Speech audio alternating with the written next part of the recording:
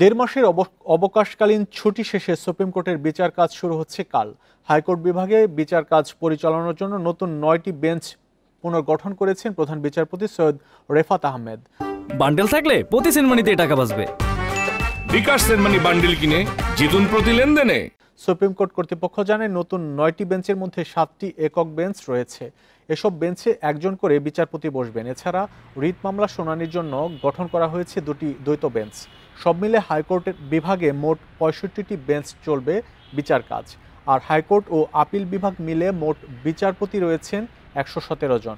গত 5 September supreme কোর্টের অবকাশকালীন ছুটি শুরু হয়, তবে অবকাশকালীন কয়েকটি বেঞ্চে চলমান ছিল বিচার কাজ।